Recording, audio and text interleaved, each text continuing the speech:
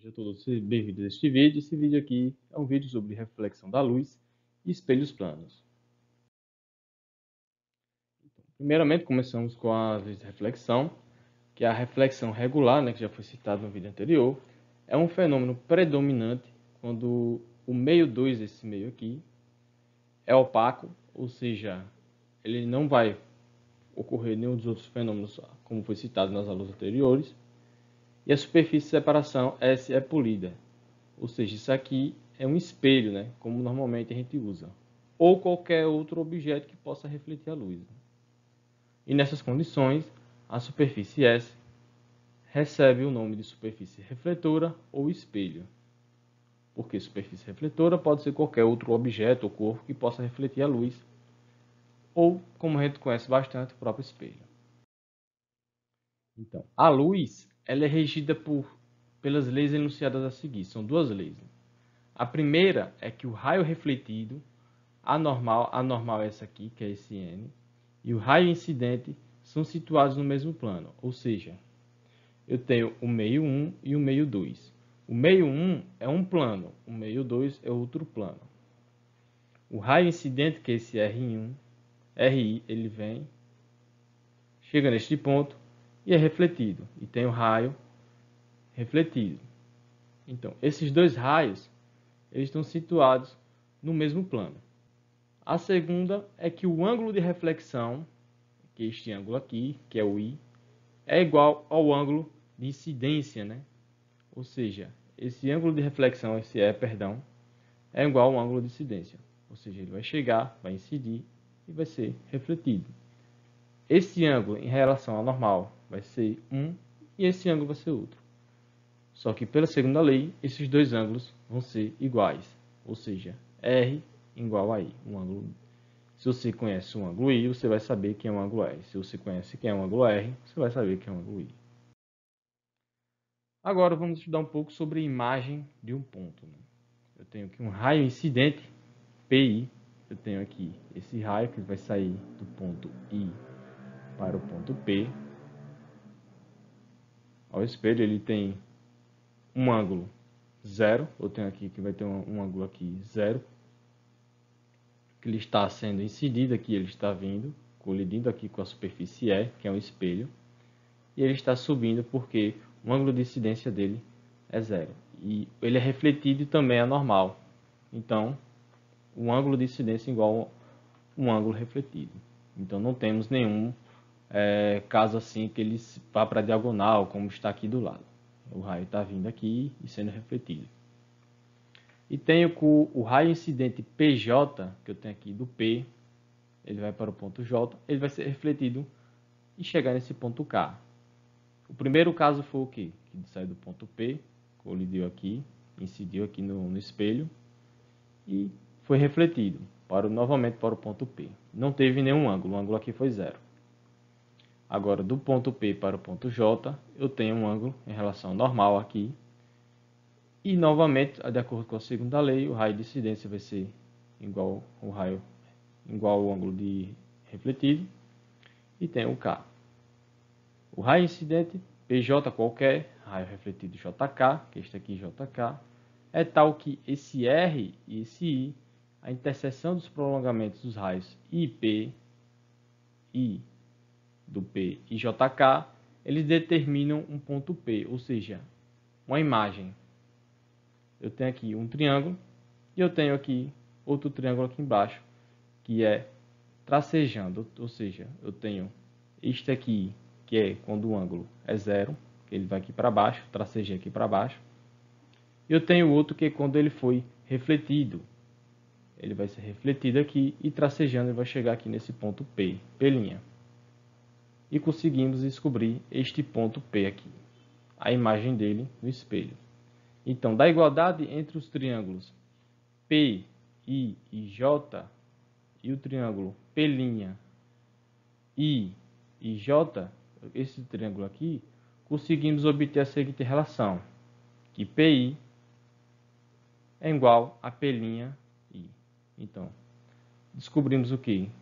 Que essa imagem aqui, que vai ser a imagem desse ponto aqui, vai ser a mesma desse ponto aqui de baixo. Ou seja, porque eu fiz o tracejamento dessas linhas aqui de reflexão usando as propriedades da primeira e da segunda lei. E assim eu consegui fazer a imagem aqui de baixo e conseguimos obter essa relação.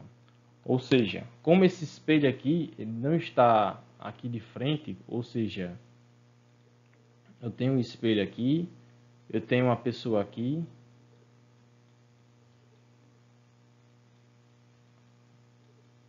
e quando for refletido vai ter uma pessoa aqui, mas você vai visualizar outra pessoa aqui.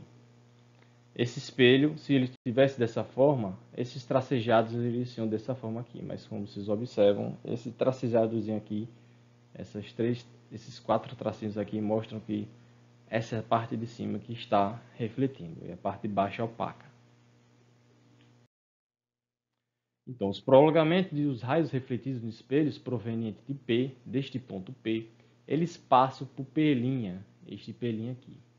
Ou seja, o ponto P' definido pela interseção dos raios emergentes do espelho é denominado o ponto imagem, ou seja, através desse pontozinho aqui, ou seja, eu tracejo aqui para baixo, e utilizando que é o ponto que o ângulo de incidência dele é 0, né? Que ele está incidido neste sentido aqui, isso vai ser refletido nesse sentido aqui também. E tem esses outros aqui, que vai sair, vão colidir com o espelho, vai chegar aos nossos olhos. E este ponto aqui, que vai ter uma normal,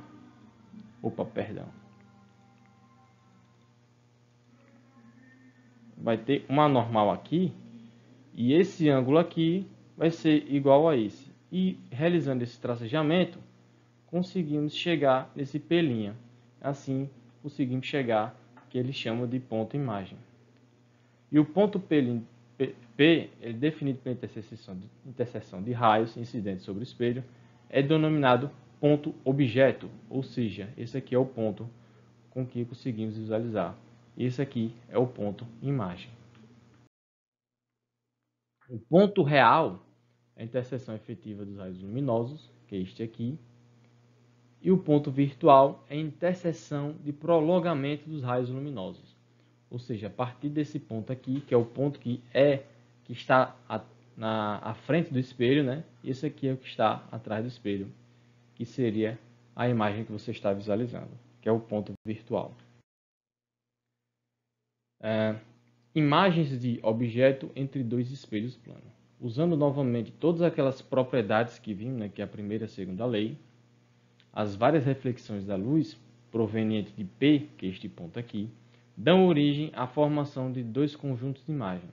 Ou seja, um que se inicia por reflexão do espelho é um, que vamos ter, tendo esse ponto aqui, e esse aqui é um espelho, e vamos ter essa imagem A1, e vai refletir novamente, e vai ter outra imagem, e a seguida do espelho E2, que ele vai refletir para o espelho E2, que é esse espelho aqui, e vamos ter a imagem A2. E assim por diante. Né? E outro caso é quando começa já do espelho E2, que vamos visualizar a imagem B1 e depois a imagem B2.